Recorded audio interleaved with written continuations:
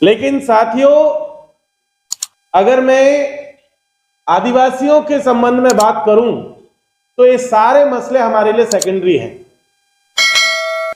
इनमें एक भी मसला ऐसा नहीं है जो हमारे लिए आदिवासियों के कॉन्टेक्स्ट में बात करूं तो प्राइमरी हो, क्योंकि हमारा सवाल रिजर्वेशन मिलना, प्रमोशन मिलना, ईवीएम, संविधान, ये बहुत दूर का सपना है।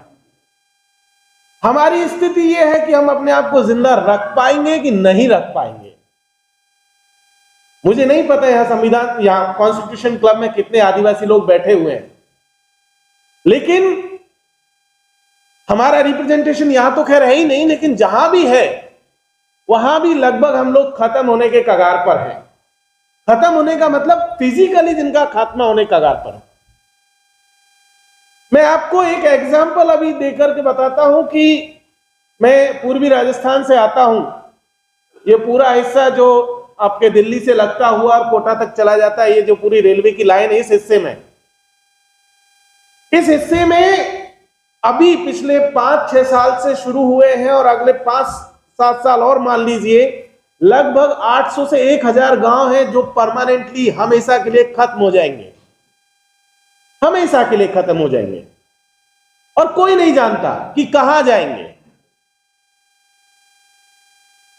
और किसी को कोई फर्क भी नहीं पड़ता है, या शायद किसी को पता भी नहीं है।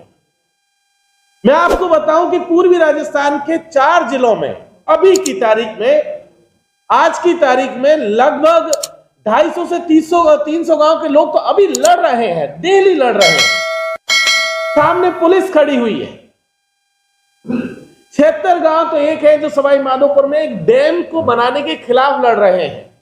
सरकार ने कह दिया तुम्हें जहां जाना जाओ, हमारे पास तुम्हारा कोई प्लान नहीं है। शंभू जी थोड़ा सा सुन लीजिए।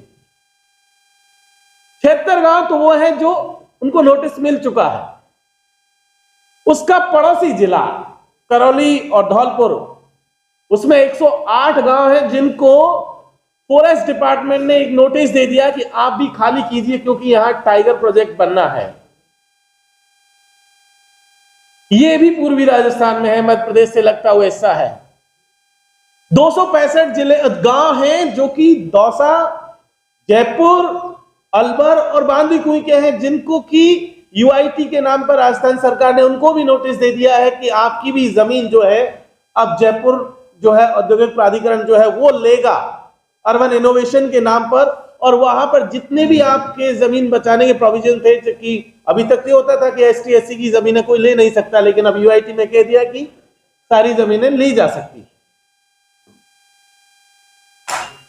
और ये सिर्फ शुरुआत है। जिस अरावली की चर्चा अभी थोड़ी देर पहले प्रशांत भाई ने की थी, वो अरावली शायद कुछ लोगों को लग सकता है कि ये सिर्फ पहाड़ का टुकड़ा तो है, पत्थर ही तो है, लेकिन ये पूरी की पूरी अरावली जो दिल्ली से चल करके गुजरात तक जाती है, ये पूरा का पूरा ये पश्चिमी हिंदुस्तान का वो ट्राइबल बेल्ट है जिसने इसको जिंदा रखा हुआ है, जिसका रिश्ता आदिवासियों से डायरेक्टली है, जिसकी वजह से आदिवासी जिंदा है और आदिवासियों की वजह से ये अरावली जिंदा है। अदरवाइज आप बाकी के हिस्सों में देख लीजिए तो सारी चीजें खत्म की जा चुकी हैं। अभी जिस परिभाषा को लेकर के विवाद चल रहा है, वो परिभाषा सुप्रीम कोर्ट में भारत सरकार ने पेश की, कहा कि 100 मीटर से नीचे वाली जितनी भी पहाड़ियां हैं उन्हें अरावली नहीं माना जाएगा। और ऐसी सिचुएशन में लगभग 692 किलोमीटर का यह पूरी की पूरी पहाड़ी है, लगभग 700 किलोमीटर मान लीजिए, उसका 90% हिस्सा इस परिभाषा के दायरे में है, जिसमें कि सुप्रीम कोर्ट ने इस परिभाषा के मानने के बाद में उसमें खनन की अनुमति मिल चुकी है। 90% हिस्सा अरावली का इस परिभाषा में खत्म हो चुका है। लेकिन चौंकाने वाली बात यह नहीं है कि यह भारत सरकार का प्रपोजल था जिसे सुप्रीम कोर्ट ने एक्सेप्ट किया। यह प्रपोजल राजस्थान सरकार ने, कांग्रेस की सरकार ने 2009 में और 10 में दिया था, जिसे अब भारत सरकार लेकर के आई है। इंटरेस्टिंग चीज इसमें यह भी है कि कांग्रेस ने इस आइडिया को जनरेट किया था। यह आइडिया कांग्रेस का था जिसे भारत सरकार, मोदी सरकार आज की तारीख में लेकर के आई, सुप्रीम कोर्ट ने इसे एक्सेप्ट कर लिया। और कहानी सिर्फ पूर्वी राजस्थान की नहीं, हम शायद डर के या पता नहीं क्या दिक्कत है, हम कह नहीं पाते हैं कि झारखंड और छत्तीसगढ़ में चल क्या रहा है। 1,76,000 हेक्टेयर का जंगल अडानी को दे दिया गया। 1,76,000 हेक्टेयर का हसदेव का जंगल, जिसे लंग्स ऑफ छत्तीसगढ़ कहा जाता है, जो पूरी की पूरी ट्राइबल बेल्ट थी, वो खाक प्रमोशन लेके क्या करेगा? प्रमोशन का वो क्या ईवीएम बचाएगा? वो अपना घर नहीं बचा पा रहा है। जो आदमी अपना घर नहीं बचा पा रहा, जो अपनी मुर्गी नहीं बचा पा रहा है, जो अपना पेड़ नहीं बचा पा रहा है, जो अपनी झोंपड़ी नहीं बचा पा रहा है, वो क्या नौकरी बचाएगा? और जब हम लोग यहां पर इकट्ठा होते हैं तो अक्सर एसटी, एससी, ओबीसी, माइनॉरिटीज की बात बिल्कुल ठीक है, यूनिटी के तौर पर अच्छी होनी भी चाहिए, लेकिन मैं ये फील करता हूं एज ए आदिवासी कि शायद उसमें हम नहीं बैठ पाते फिट, क्योंकि उसकी चर्चा भी नहीं होती और कोई करना भी नहीं चाहता। जिस यूनिटी की हम लोग नारा लगाते हैं, बोल 85, उसमें वो 7.5% के तो मुद्दे ही नहीं है। जिस 85% की आप बात कर रहे हो, उसमें 7.5% है कहां आपके पास? या 7.5 आदमी नहीं है, उसका मुद्दा नहीं है। और जब आदमी नहीं है, उसका मुद्दा नहीं है, आप कैसे बहुजन यूनिटी बना सकते हैं? नहीं बना पाएंगे। यह हम आपस में एक दूसरे के साथ ख्याल साझा करके ये अपने आप को खुश रख सकते हैं, ये अलग बात है। एक दूसरे को खुश रख सकते हैं, नारे के लिए कहने में बहुत अच्छा लगता है, क्योंकि यहां हम सब अपने ही लोग हैं। यहां तो कम से कम सच्चाई एक्सेप्ट कर ही सकते हैं, कह ही सकते हैं कि हकीकत है क्या, कि क्या सच में उस बहुजन यूनिटी में आदिवासी एग्जिस्ट कर रहा है या सिर्फ ऊपर नारे में है। इसीलिए यह बहुत जरूरी है कि अगर सही मायनों में हम बहुजन यूनिटी की बात कर रहे हैं, एसटी एससी एकता की बात कर रहे हैं, जिस पॉलिटिकल बहस की बात कर रहे हैं, जिस रिप्रेजेंटेशन की बात कर रहे हैं, जिस नेताओं की बात कर रहे हैं, हम बात कर रहे थे अभी कि मनुस्मृति आएगा और वो भी आएगा और हमें सत्ता में भी हिस्सेदारी करना है, हमें शासक बनना है। आदिवासी सोच ही नहीं रहा है। आदिवासी को समझ में नहीं आ रहा वो शासक बन के करेगा क्या। राष्ट्रपति आदिवासी, छत्तीसगढ़ का मुख्यमंत्री आदिवासी, और जंगल भी गया तो आदिवासी का बन के करेगा क्या वो? ऐसा थोड़ी कि वो उसके पास है नहीं, लोग तो उसके शासक में है ही। ऐसा भी नहीं है कि ब्यूरोक्रेसी में नहीं है, भले ही ज्यादा नहीं है, थोड़े बहुत तो है, लेकिन वो थोड़े बहुत भी सच में देखा जाएगा पता चलेगा वो भी नहीं है। लोगों के बारे में कहां बोल रहे हैं, तो इसीलिए वही बात हो रही कि वो भी वहां नहीं है। और इसीलिए सही मायनों में बात करें तो हमें अपने आप को इंट्रोस्पेक्ट करने की भी जरूरत है कि जिस समाज ने हमें यहां तक पहुंचाया और उन लोगों को वहां तक पहुंचाया, क्या सच में वो समाज के साथ में है भी? तो पता चलेगा कि ज्यादातर नहीं है, सबका ज्यादातर जो खास करके फर्स्ट ग्रेड और सेकंड ग्रेड सर्विस में जो लोग हैं, उनकी तो सबकी स्कीम है कि 60 साल जैसे ही पूरे होंगे, रिटायरमेंट का टाइम जैसे आएगा, 65 पूरा होगा, उसके बाद वो तुरंत गांव जाते हैं और पूछना शुरू करते हैं कि समाज सेवा कैसे शुरू की जाए। अब दिक्कत यह है कि पूरा जीवन भर यहां अफसर बनकर रहे, पानी और गिलास में लेकर के व्यक्ति आता था, गेट खोलने वाला भी एक व्यक्ति था, अब वहां उससे नमस्कार करने वाला कोई नहीं है, और वो चाहता है कि उसे सरपंच बना दिया जाए।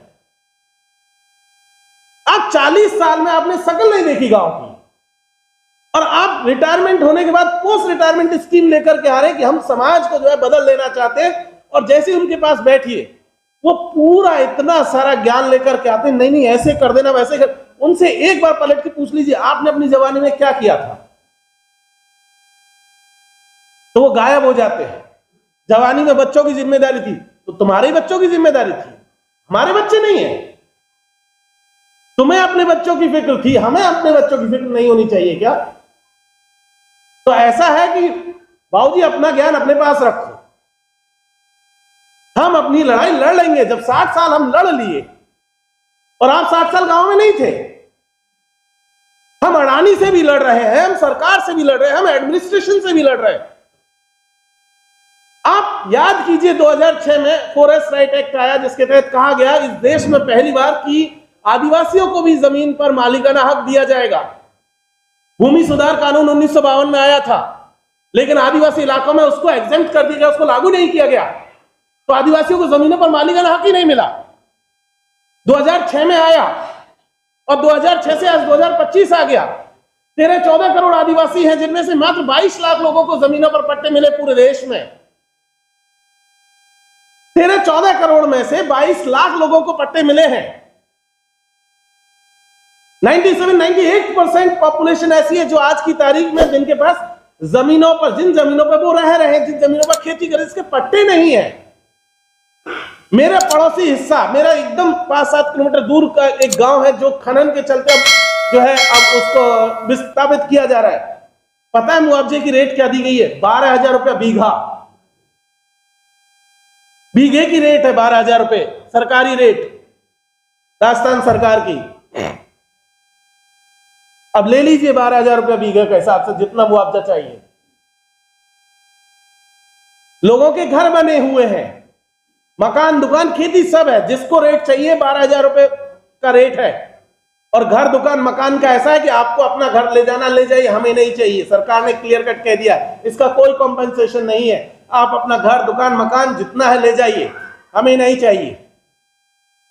अब आप मकान उठा के ले जाना चाहते हैं तो बना हुआ मकान ले जाइए। यह आपको तय करना है कैसे लेके जाएंगे और कहां लेके जाएंगे। इस देश का आदिवासी इस देश की ब्यूरोक्रेसी के खिलाफ भी लड़ रहा है। वो ब्यूरोक्रेसी जिसको जिम्मेदारी थी कि वो संविधान के अनुसार काम करेगी, लेकिन जो कॉन्स्टिट्यूशनल राइट्स थे, संविधान, हमारी जो पार्लियामेंट ने 1996 में कानून पास किया था, पेसा 1996, जिसके तहत कहा गया था कि शेड्यूल्ड एरियाज में उनकी लैंड को प्रोटेक्ट करने के लिए ग्राम सभाओं को कुछ परमिशन दी गई थी, ग्राम सभाओं को कुछ राइट दिए गए थे। एडमिनिस्ट्रेशन के लोगों ने क्या किया? एडमिनिस्ट्रेशन ने फर्जी ग्राम सभाएं बनाई और मुर्दा लोगों से बैक डेट में साइन करा करके हाई कोर्ट और सुप्रीम कोर्ट तक लोग लड़ते चले गए, और उसके बावजूद भी मुर्दों के साइन से जमीनें जो है पूंजीपतियों को दे दी गई, अडानी अंबानी को दी गई। और हाई कोर्ट में प्रूव है कि साइन फर्जी है, फर्जी ग्राम सभा बनाई है, जिला अधिकारियों ने बनवाई है, ब्यूरोक्रेसी ने बनवाई है। और उसके बावजूद भी ना तो उन अधिकारियों के खिलाफ काम हुआ, ना जमीनें वापस दी गई। और उल्टा क्या हुआ? नक्सलिज्म का आरोप लगा करके जो है लोगों को जेल में डाल दिया गया। कहने में शायद हम लोगों को झिझक होती है, नक्सलिज्म के नाम पर डरने लगते हैं, अंदर से कपकपी छूटने लगती है कि क्या पता यहां हो सकता बैठे होंगे 2-4 लोग तो आईबी वाले इधर उधर, कि वो आ जाएंगे पकड़ के अपना नाम लिख करके ले जाएंगे। लेकिन नक्सलिज्म के नाम पे इस देश में 90% आदिवासियों को मार दिया गया। जिनको मारा जा रहा है उसमें 90% आदिवासी है। इस देश की जेलों में बंद, अगर आप रेशियो निकालेंगे जितने परसेंटेज में, अगर सबकी सोशल जो है कैटेगराइजेशन करेंगे तो पता चलेगा कि सबसे ज्यादा इस देश में आदिवासी मुसलमान जेल में बंद हैं। और मैं एक ऐसा वाक्य बताता हूं, मेरे अपने एक बहुत अच्छे अजीज दोस्त का वाक्य है, प्रशांत भाई की तरह ही।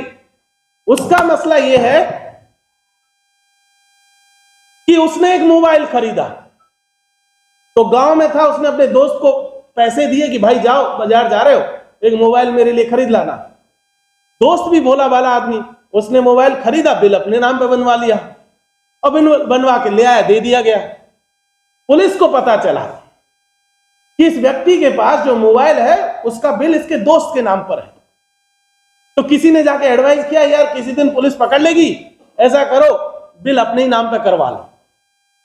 वो वापस गया, अपने नाम पर मोबाइल का बिल बनवा के ले आया। पुलिस उसको 420 में उठा के जेल ले गई। 30 से 32 दिन हो गए आज की तारीख में, परसों उसकी जमानत खारिज हो गई, जमानत नहीं हुई है 32 दिन से। बोले कि धोखाधड़ी की है, 420 का मामला है। 32 दिन से जेल में है वो आदमी, रामदेव काकौड़िया नाम है उसका। मध्य प्रदेश में अपने ही मोबाइल का बिल बनवाने के लिए, और कह दिया गया कि तुमने धोखाधड़ी की है। ऐसा नहीं कि उस आदमी ने कोई अपराध किया या मोबाइल से कोई अपराध हुआ, नहीं, या किसी दूसरे का पैसे से मोबाइल खरीदे, नहीं, खुद का पैसा, खुद का मोबाइल। लेकिन क्योंकि अब 2 बिल हो गए और इसी चक्कर में 32 दिन से वो आदमी जेल में है। और ये पहला मामला नहीं है, ऐसे सैकड़ों मामले हैं कि आप आदिवासी इलाकों में महुआ, जो देसी दारू होती है, उसकी परमिशन है, संविधान में भी उसकी इजाजत है, क्योंकि वो उनके लोकल जो देवताओं पर चढ़ाने का भी काम करते हैं, तो इसलिए उसकी इजाजत है। लेकिन उसको बनाने के नाम पर उसी में जेल में डाल दिए लोग।